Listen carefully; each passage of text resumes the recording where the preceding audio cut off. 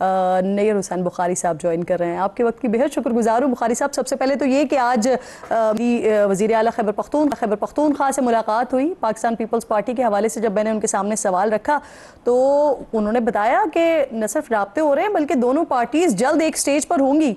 तो ये तो बहुत बड़ी तब्दीली की तरफ इशारा दे दिया है सुहेल आफरीदी साहब ने। तस्दीक करेंगे आप इस बात की सर?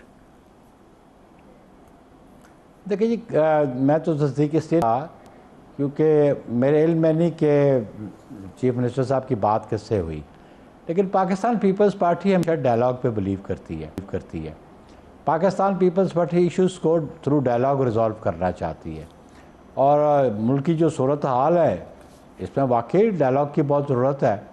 तो अगर पॉलिटिकल पर्सनैलिटीज़ और पॉलिटिकल लीडरशिप के दरमियान को बातचीत हो तो वो नेशनल इंटरेस्ट में ही बात होगी, किसी ज़ाती इंटरेस्ट की तो बात नहीं होगी।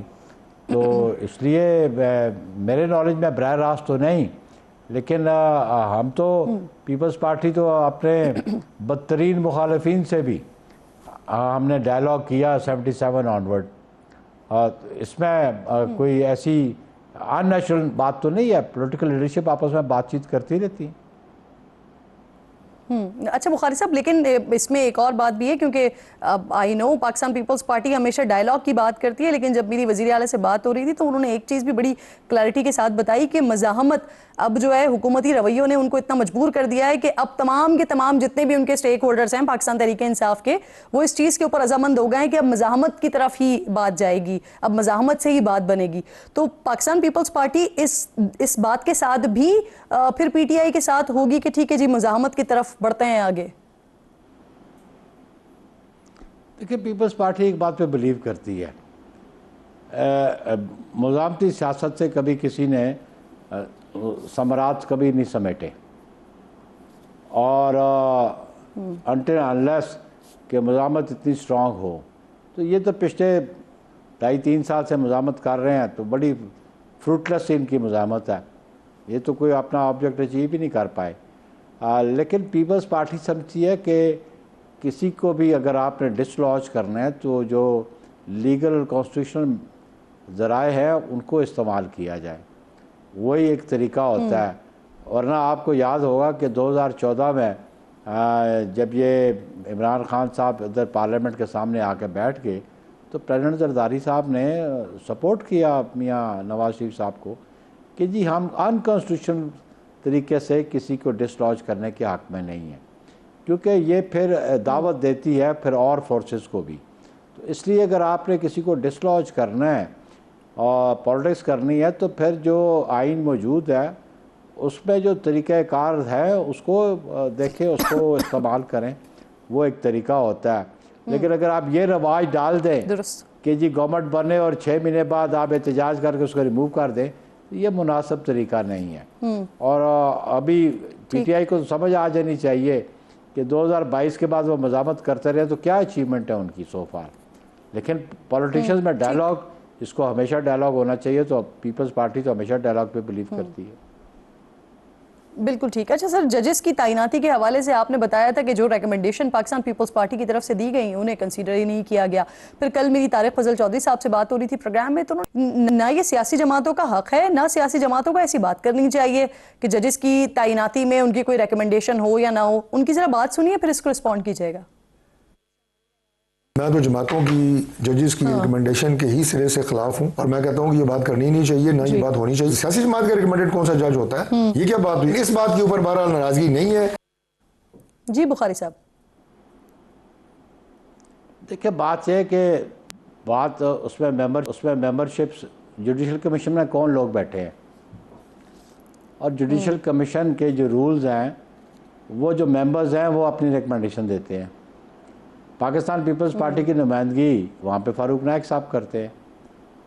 तो उनसे जो रिकमेंडेशन ली गई हैं वो तारिक चौधरी साहब को पता है कि किस बुनियाद पे ली गई हैं, या PTI से रिकमेंडेशन लेते हैं तो किस बुनियाद पे लेते हैं, या बाकी जो उनके मेंबर्स हैं जो एडवोकेट जनरल है, अटॉर्नी जनरल है, तो नाम तो ये JCP लेती है। पहले ये सिस्टम नहीं था, अब उनको इख्तियार है, वो प्रपोज करते हैं नाम। तो ऑब्वियसली जो फारूक नायक साहब ही represent People's Party over there, तो ये कोई छुम्बे की बात तो नहीं है।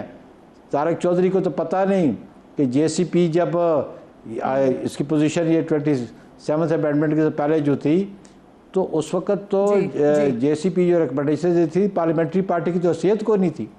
मैं हेड रहा हूँ उस पार्लियामेंट्री पार्टी का, जो फर्स्ट पार्लियामेंट्री पार्टी कॉन्स्टिट्यूट हुई, आई हेडेड दैट, लेकिन उसमें हमें टुथलेस कर दिया इफ्तिखार चौधरी ने। तो इसलिए गुजारिश है कि ये रिकमेंडेशन कहाँ से आती हैं? JCP रिकमेंडेशन देती है, अपने मेंबर्स से अपने नाम मांगती है, हाई कोर्ट के चीफ जस्टिस भी देते हैं, मेंबर्स भी देते हैं, फिर उन लोगों को इंटरव्यू के लिए बुलाया। अभी ये सिस्टम शुरू हुआ इंटरव्यू के लिए।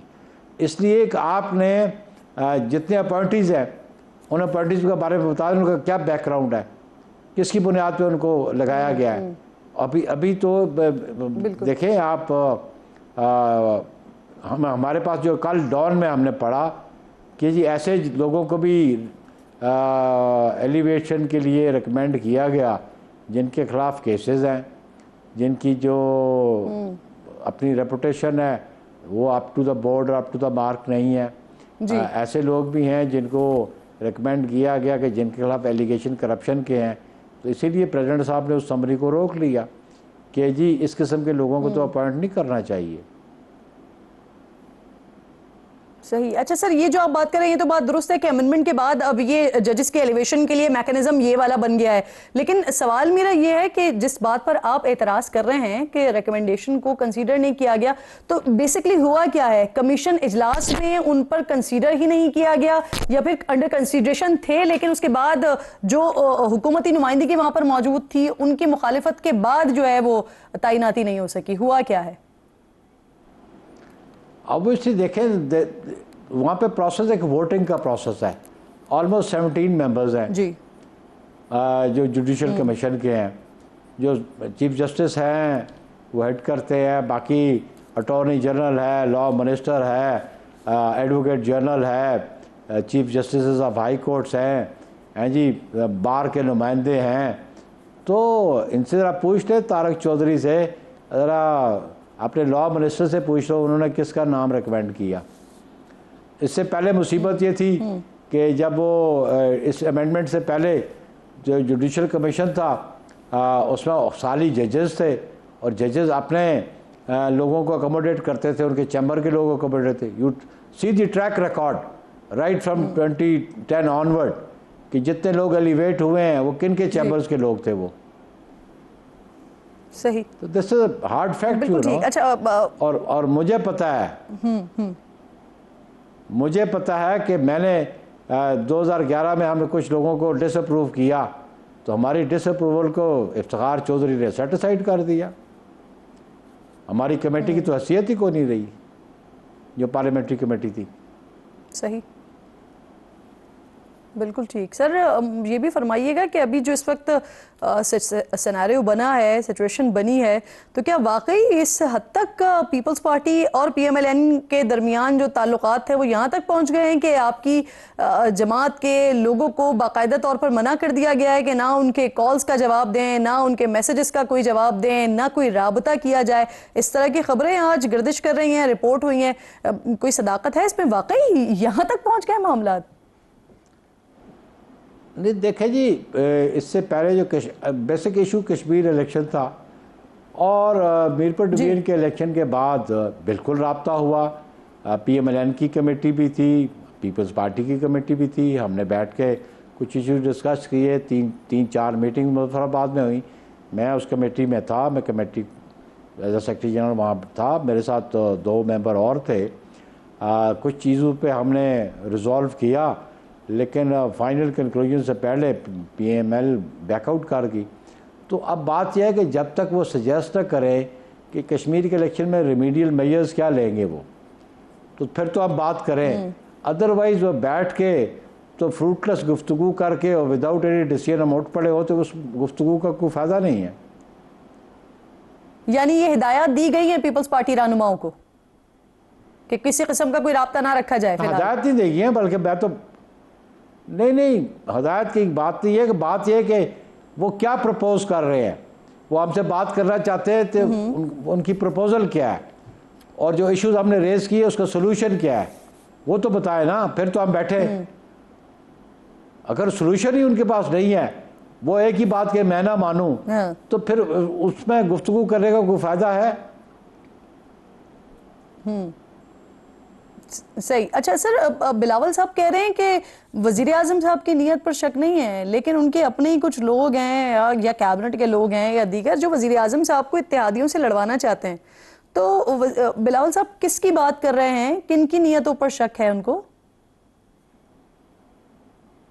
देखिए, पहली बात तो ये है कि जो पंजाब से जो आवाज़ें उठती है, जो कैबिनेट मेंबर्स जो पीपल्स पार्टी में के बारे में, जो उसकी क़यादत के बारे में गुफ्तगू करते हैं, तो उनको पता उनका तो स्टेक कोई नहीं है। स्टेक तो मियाँ शहबाज शरीफ साहब के हैं और वो उनके इंटरेस्ट को सर्व कर रहे हैं या किसी और के इंटरेस्ट को वो सर्व कर रहे हैं। इसी तरह उनके कैबिनेट मेंबर्स जो है जिस किस्म की, देखिए पीपल्स पार्टी के स्टेक्स नहीं हैं, स्टेक्स तो मियाँ शहबाज शरीफ साहब के हैं, वफाकी हुकूमत उनकी है। अगर पीपल्स पार्टी अपनी सपोर्ट विड्रॉ करती है तो he is no more prime minister. लेकिन ये आप पंजाब की कैबिनेट की बात कर रहे हैं, वहाँ के लोग ये कोशिश कर रहे हैं। तो चेयरमैन ने कहा ना कि पंजाब और इस्लामाबाद की लड़ाई नजर आ रही है। चेयरमैन ने कहा है ना, मैं तो नहीं कह रहा। तो चेयरमैन ने ये कहा तो उनके पास तो इस किस्म के मटेरियल होगा तो जब उन्होंने बात की, और वो तो बड़ी वाज़ेह है कि जो टॉक शोज़ पे जो उनके प्रोविंशियल मिनिस्टर बात कर रहे हैं या कुछ फेडरल मिनिस्टर बात कर रहे हैं, तो वो तो मियाँ शहबाज शरीफ साहब का पर्पस सर्व नहीं कर रहे। आप लोग बिलावल साहब हो गए, चेयरमैन साहब हो गए, आपके आप हो गए, अहम रहनुमा पाकिस्तान पीपल्स पार्टी के, वो लोग ये पंजाब का हवाला दे रहे हैं, बात कर रहे हैं। लेकिन जो सीनियर लीडरशिप है, सीनियर लीडरशिप में अगर मैं एक नाम ले लूं, राना सनाउल्लाह साहब की बात कर लूं, तो वो तो बड़े कॉन्फिडेंट हैं। वो कह रहे हैं कि पीपल्स पार्टी कहीं नहीं जा रही, वो इसी तनख्वाह पर काम करेगी, हुकूमत भी अपना टेन्योर पूरा करेगी। पहले ये बात जो है वो MQM और दीगर जमातें किया करती थी, लेकिन आज ये बातें जो हैं वो पाकिस्तान पीपल्स पार्टी के वुज़रा कर रहे हैं, तो उनकी जो उल्टी गिनतियां चल रही हैं वो भी सीधी हो जाएंगी। देखिए, पीपल्स पार्टी के वुज़रा तो नहीं कर रहे हैं, ये राना साहब प्रॉबली पता नहीं किस बात का कॉन्फिडेंस है उनको। पीपल्स पार्टी को किसी ने बांध के तो नहीं रखा हुआ। पीपल्स पार्टी तो अपने बहुत भारी दिल के साथ इनके साथ ट्रेजरी बेंचेस पे बैठे थी। तो ओनली ऑब्जेक्ट ये था कि पार्लियामान चलती रहे, पार्लियामानी निज़ाम चलता रहे। लेकिन अगर पाकिस्तान पीपल्स पार्टी के मैंडेट पे डाका डाला जाएगा तो पीपल्स पार्टी बंदी हुई तो नहीं है, तो इसके लिए फिर उनको गौर करना पड़ेगा। इसीलिए तो मेरा ये सवाल है ना, और ये अचंभे की बात इसीलिए है ना सर, कि जो बातें MQM के लिए की जाती थी वो अब पाकिस्तान पीपल्स पार्टी के लिए की जा रही हैं कि ये उसी तनख्वाह पर काम करेंगे, कहीं नहीं जाएंगे। नहीं, ये उनको मिसकंसेप्शन है, ये मिसकंसेप्शन है, पता किसी गलत फहमी पे है। लेकिन राना सनाउल्लाह साहब के लेवल की ये बात नहीं है।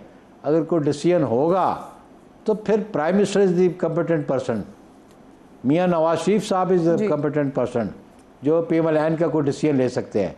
राना साहब तो सजेस्ट कर सकते हैं अपनी क़यादत को, पर डिसाइडिंग अथॉरिटी तो उनके पास नहीं है, और ये समझते हैं। और फिर ये उनकी स्टेटमेंट बजाते खुद ये बड़ी प्रोवोकिंग स्टेटमेंट है। ये प्रोवोक कर रहे हैं, पीपल्स पार्टी को प्रोवोक कर रहे हैं कि पीपल्स पार्टी रिजेंटमेंट शो करे। इसी को तो हम कहते हैं कि अपने वफाकी वुज़रा मियाँ शहबाज शरीफ साहब के खिलाफ लगे हुए हैं। सही। अच्छा बुखारी साहब, आपने जैसे भी आगाज में कहा कि मामला जो है वो कश्मीर के हवाले से आपने बात की, आपने कहा कि वहां पर जो हमारे इश्यूज हैं उसको रिजॉल्व की तरफ आए तो फिर बात की जा सकती है, अदरवाइज क्या बात करें। तो सर कल जब मैं कश्मीर के मामले पर ही डिस्कस कर रही थी, अब अगला मरहला, आखिरी मरहला कल होने जा रहा है, 7 सीटों का ये मामला है। और कल जब मेरी बात हो रही थी इस पर, तो तारिक फजल चौधरी ने इस पर भी कहा कि वहां के इलेक्शंस किसी भी वजह से अगर मुलतवी भी हो जाते हैं, नहीं भी होते हैं, तब भी वो हुकूमत बनाने की पोजीशन में, तब भी वो इजलास बुला लेंगे। तो सर इस पर फिर पाकिस्तान पीपल्स पार्टी का क्या मौक़िफ़ है? आप तो बात ही सिर्फ इसी मामले पे करेंगे कि अगर इसे रिजॉल्व किया जाए, वो तो इजलास बुलाने को तैयार है। धांधलीशुदा इलेक्शंस की बुनियाद पे रिजल्ट अचीव करके गवर्नमेंट बनाते हैं, तो ये तो जबर की बात है ना। ये जो रिफ्यूजीज़ की सीट्स हैं, रिफ्यूजीज़ की सीट्स 10 की 10 पंजाब की इन्होंने अपने पास रखी हैं। यही तो इशू था जॉइंट एक्शन कमेटी का। और इशू क्रॉप अप कब हुआ? जब राना सनाउल्लाह ने कहा जी हम तो 10 पॉकेट में लेके चलते हैं, हमारी गिनती 11 से शुरू होती है। देखें KPK में उनकी गवर्नमेंट नहीं थी ना, वहाँ सीट क्यों नहीं जीती PMLN ने? पीपल्स पार्टी जीती, PTI की गवर्नमेंट थी, इंटरफेरेंस नहीं थी, और पीपल्स पार्टी लीड से वो सीट जीती है। तो इसलिए जब धांधली के ज़रिए वो रिजल्ट अनाउंस करेंगे और गवर्नमेंट बनाएंगे तो वो कोई इफेक्टिव गवर्नमेंट तो नहीं होगी। और ये जो बातें कर रहे हैं उनके मिनिस्टर ना, ये नून लीग के मफाद की बातें नहीं कर रहे हैं, वफाकी हुकूमत के मफाद की बातें नहीं कर रहे हैं। इनफैक्ट ये चाहते हैं कि जी रिफ्ट क्रिएट हो, और से अगर पीपल्स पार्टी की और नून की रिफ्ट क्रिएट हो जाती है तो तारिक फजल चौधरी मिनिस्टर रह सकता है, राना उसनाउल्लाह एडवाइजर रह सकते हैं जी। हम अगर विड्रॉ कर ले अपनी सपोर्ट तो ये गवर्नमेंट ड्राम से गिर जाएगी। ये चाहते हैं इस किस्म की गुफ्तगू करके कि वफाकी हुकूमत ख़त्म हो जाए।